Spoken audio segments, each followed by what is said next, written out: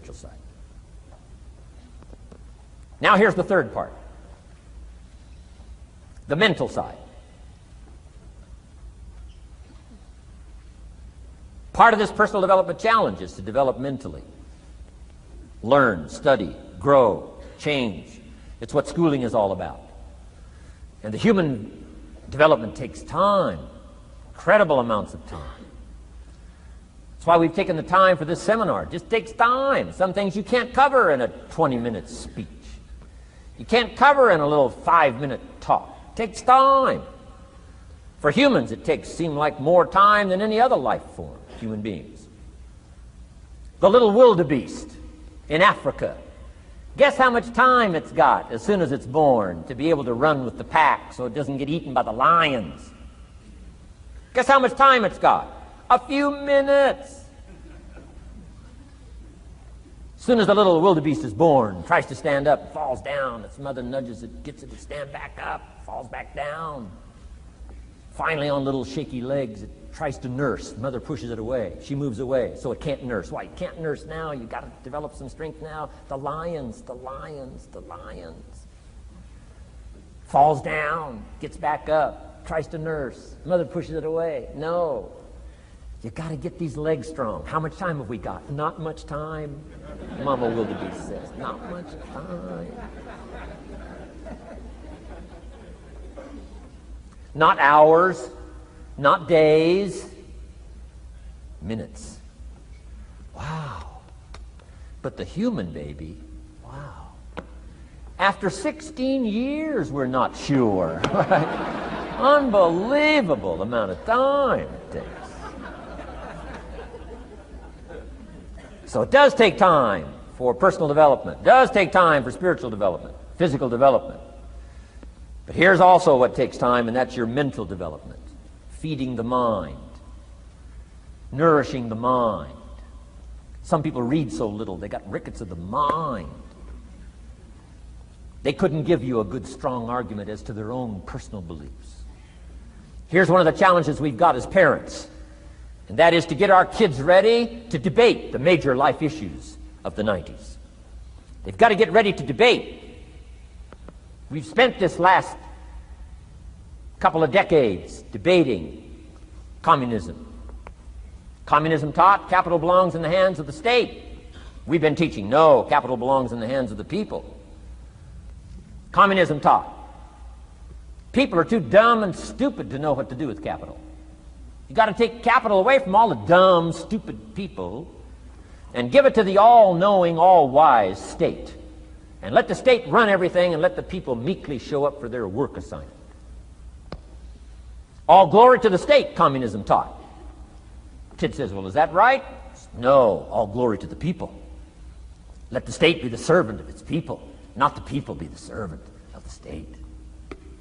I'm telling you, you've got to be able to pick up those ideologies. You've got to be able to pick up the philosophy. And here's the next part. You've got to be able to defend it. If you can't defend your virtues and if you can't defend your values, I'm telling you, even in the 90s, you'll fall prey to philosophies that are not in your best interest.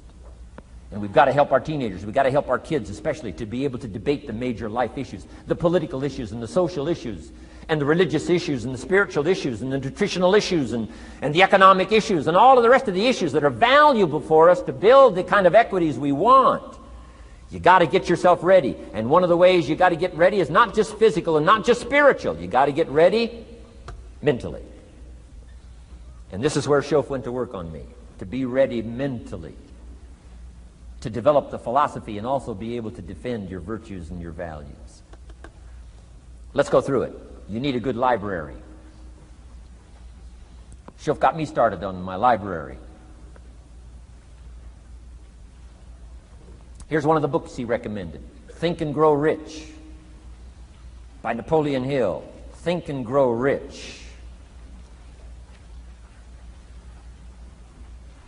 Shof said to me, doesn't that book and title intrigue you? Think and Grow Rich. Don't you have to read that book? Think and Grow Rich. I said, yes, sir. By Napoleon Hill.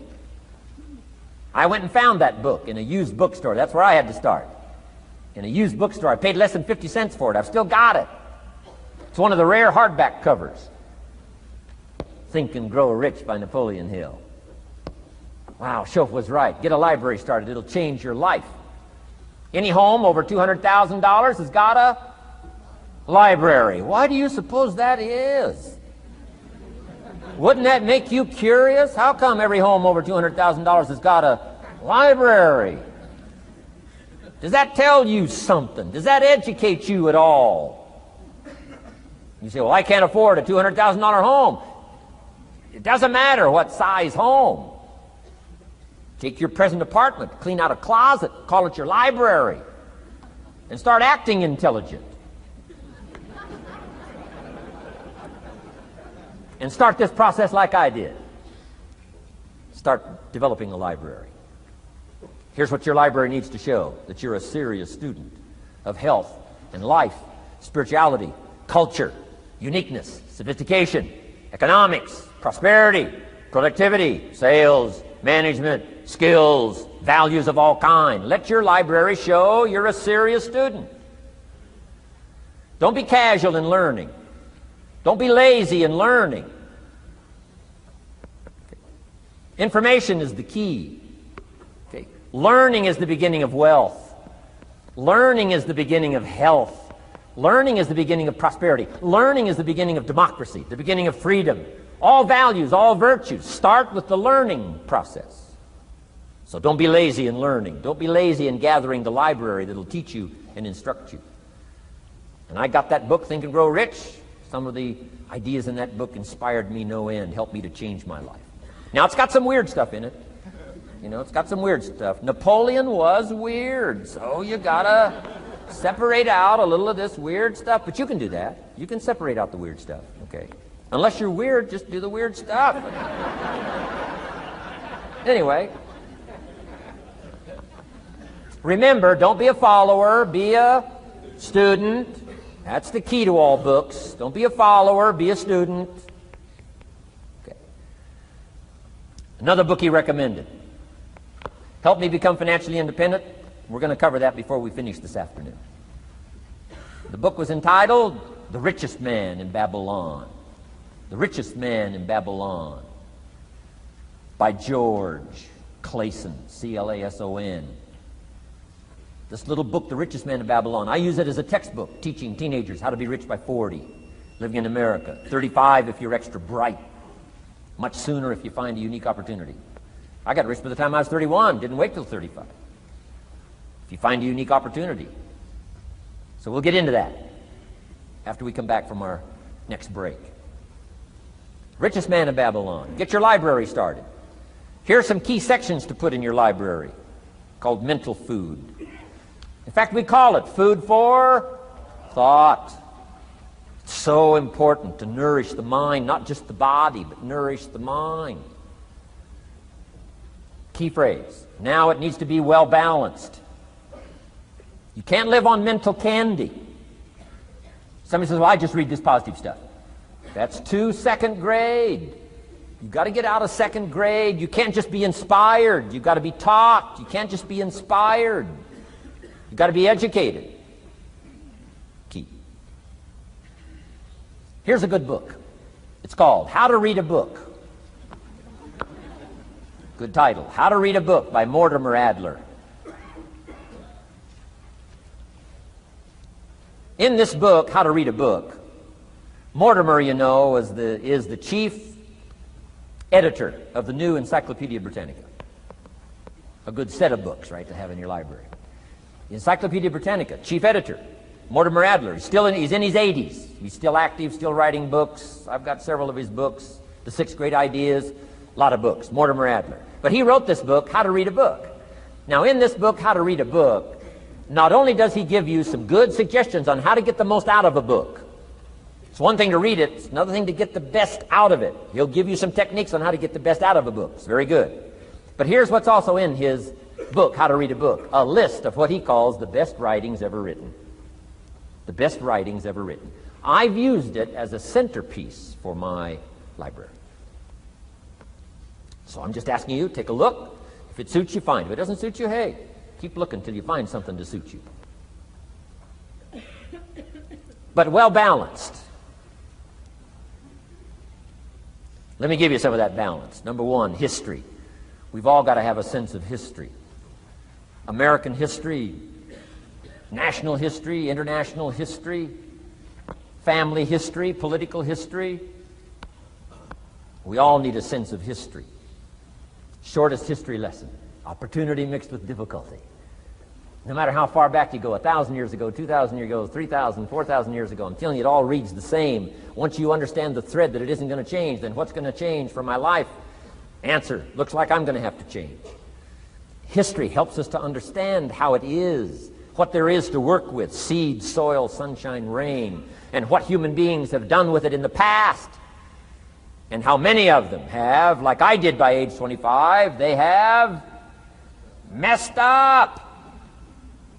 That's what history's for. Be a good student of history. Here's a good book, Lessons of History by Durant. Lessons of History by Durant. This little book is only 100 pages, but I'm telling you, it's so well written, you'll be intrigued, as I was. This little book, Lessons of History by Durant.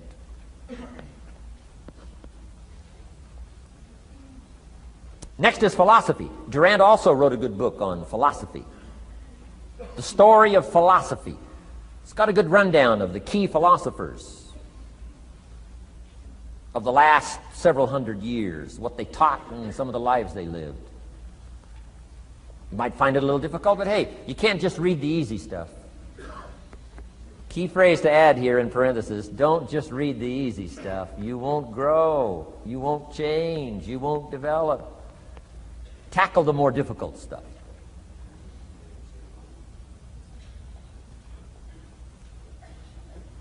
Next, novels. Novels are good. Sometimes an intriguing story keeps our attention so that the author can weave in the philosophy he or she is trying to get across. Ayn Rand was probably better at that than anybody else I could possibly think of. Atlas Shrugged, some of those towering novels. The novel kept us intrigued, but guess what she was doing all the time? Feeding us her philosophy, feeding us her philosophy. Now, whether you agreed with her philosophy or not, you had to admit she was really good at getting it out there, weaving it through the story, in the dialogue and in the speeches and in the text. Fabulous. Novels. Novels are good. Now, here's a little personal advice. Skip the trash. I mean, you know. Someone says, well, sometimes you can find something valuable in a trashy novel. I wouldn't go through it to find it. You can find a crust of bread in a garbage can, but I wouldn't go through it. Number one, you don't need the reputation. So, not enough time to read the brilliant stuff, the good stuff. Skip the trash, really. My personal advice on personal development, becoming more valuable than you are. Key. Next is biographies and autobiographies, the stories of successful people, unsuccessful people. There's some dramatic stuff, right? Over the last 100 years, it's been written, biographies and autobiographies. Here's one of the best, the Bible. The Bible is a unique book because it's got a list of human stories on one side of the ledger, another list of human stories on the other side of the ledger. One's called examples, and the other's called warnings. And here's what we've got to have on biographies and autobiographies, both warnings and examples. In the Bible, the examples. The Bible says, look at these people's lives, follow them. Follow their philosophy, follow their advice. Then we got the warnings, right? Don't do what these people did. They messed up their life and threw their life away. Vitally important, both sides of the scenario. Now, if your life story ever gets in one of those books, make sure they use it as an example, not a warning.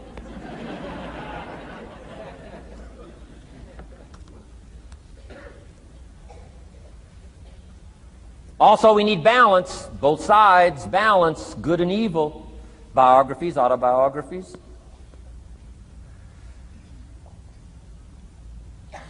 You need a book on Gandhi.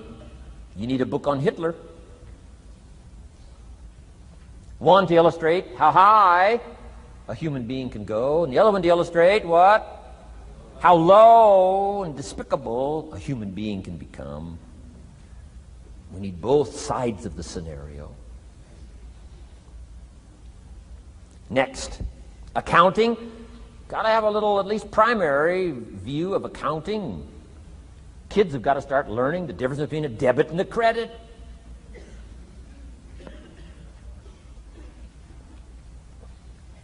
Next is law. We all need, right, a little bit. You don't have to be a lawyer, but you got to know contracts, what to sign, what not to sign, backups, good advice, how to be safe rather than sorry. All of us need a little law, not a lawyer, but a little law, especially these complicated days. Everything's in court these days. I learned this the hard way. Company wanted to borrow money a long time ago, up in Canada. Company wanted to borrow some money. The bank said, well, yes, we will loan the company the money if Mr. Rohn will sign personally. And I wanted to play hero, and I knew the company could pay it back. $250,000. So I signed. No problem. Sure enough, within less than a year, they paid it all back. $250,000. I am now a hero. Well, about a year later, this company gets in financial trouble. They go back to the bank and borrow this $250,000 again. I said, I hope my phone doesn't ring because I won't sign the note this time. Because I knew they were in trouble. I knew they were probably going to go bankrupt. My phone never rang. I'm off the hook. Sure enough, within less than a year, the company goes bankrupt. Can't pay. But I get this letter from the bank saying, Dear Mr. Rohn, since the company cannot perform its obligation and pay this $250,000, and since we have here your personal guarantee, would you please send us your check for $250,000? I said, hey, hold it. There must be some mistake here. I signed that first note, and they paid it all back. I wouldn't have signed the second note. I didn't sign the second note. Well, what I didn't know I had originally signed was a continuing guarantee. So now I know what the word continuing means.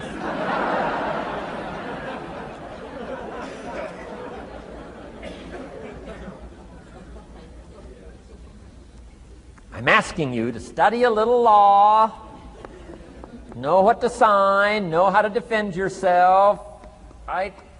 Say, hey, we'll get back. Don't sign too quickly. I mean, there's all kinds of things here. Be a student. Don't be lazy in learning.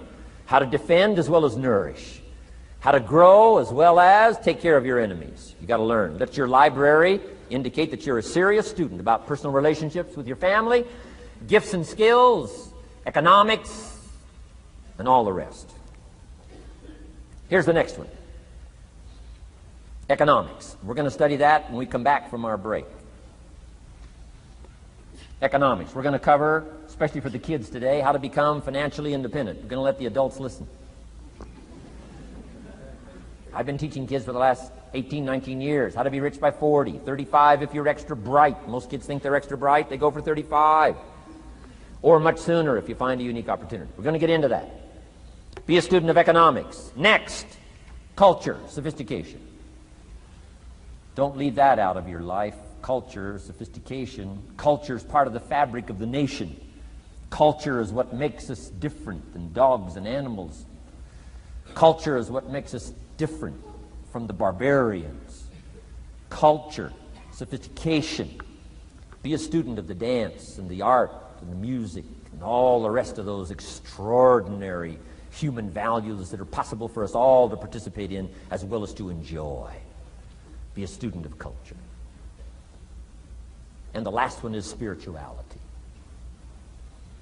Study it from the Bible and all the related books about spirituality. If you're a believer, study and practice. Let your library show you're a serious student. Next, keep a journal. Shoaff said, Mr. Rohn, not only be a student, but the good ideas that you develop from the books. Keep a separate journal. Write all this stuff down. Here's what he said. Don't trust your memory. If you're serious about becoming wealthy and powerful and sophisticated and healthy, influential, cultured, unique, Keep a journal. Don't trust your memory. If you listen to something valuable, write it down. If you come across something important, write it down. Write it down. Now, I used to take notes on pieces of paper and torn off corners and backs of old envelopes and restaurant placemats and long sheets and narrow sheets and little sheets and pieces and thrown in a drawer. Found out, best way, keep a journal. I've been keeping these journals now since age 25. It makes up a valuable part of my own learning, and it's a valuable part of my library. My own journals now form a good portion of my own library. The stuff. I'm trying to get kids to do like I do, be a buyer of empty books. Kids find it interesting I'd buy an empty book. Especially at my status in life. What did I pay for this one? $26. Kids say, $26 for an empty book? Why would you do that? Well, the reason I paid $26 is to press me, to see if I can't find something worth $26 to put in here. And I'm telling you, all my journals are private. But if you got a hold of one of my journals, you wouldn't have to look very far until you would say, this is worth more than $26.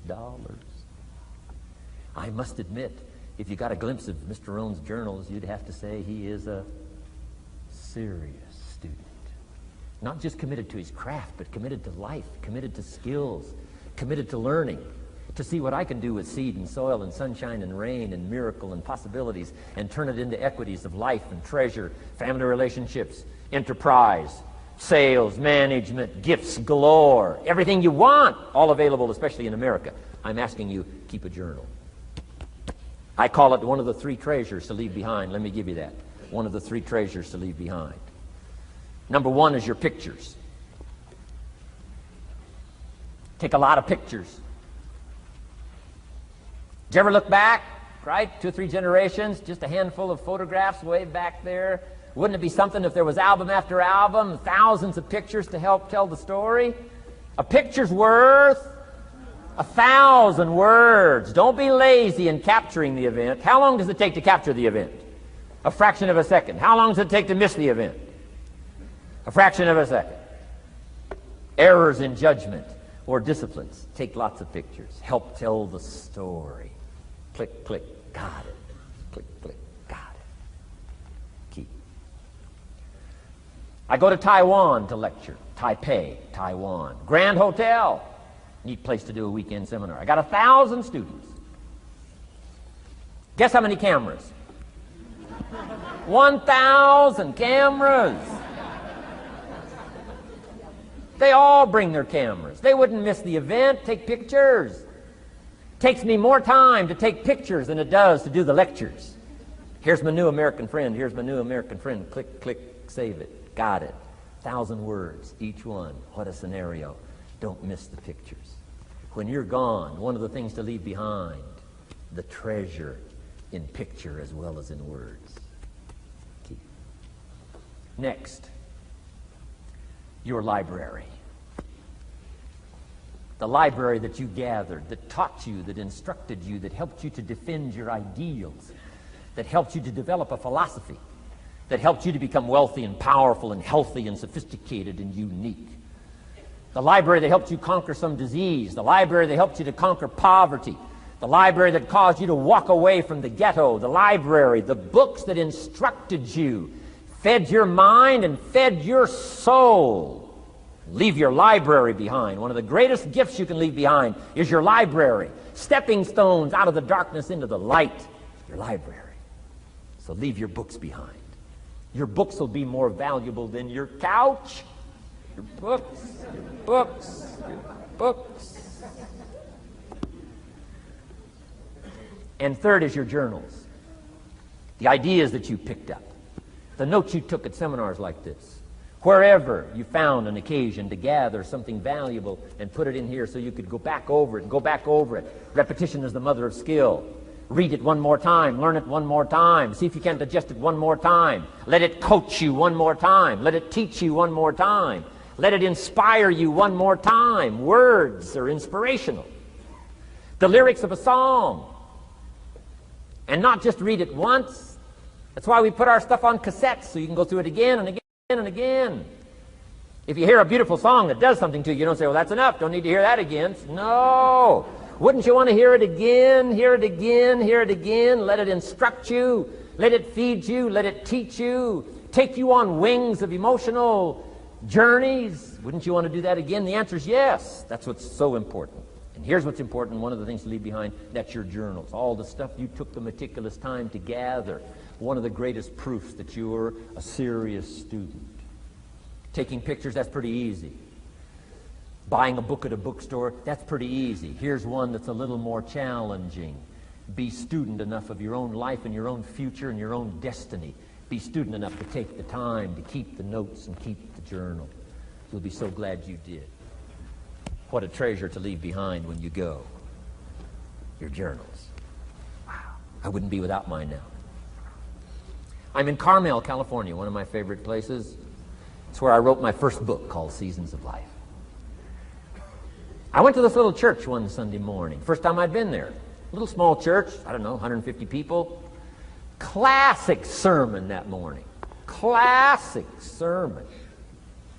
One of the best I've ever heard in all of my life. I happened to be there. And I had my journal.